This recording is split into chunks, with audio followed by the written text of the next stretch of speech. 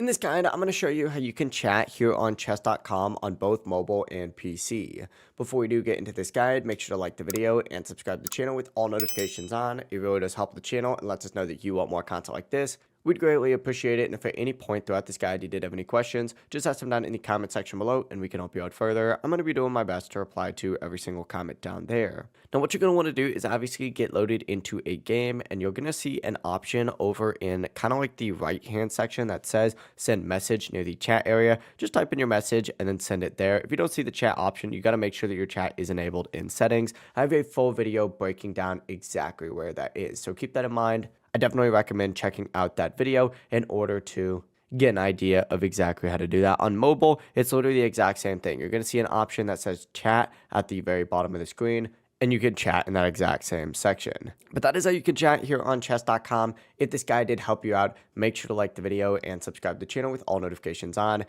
it really does help the channel and lets us know that you want more content like this, we'd greatly appreciate it. And if at any point throughout this guide you did have any questions, just ask them down in the comment section below and we can help you out further. I'm going to be doing my best to reply to every single comment down there. Have a great rest of your day though. Peace.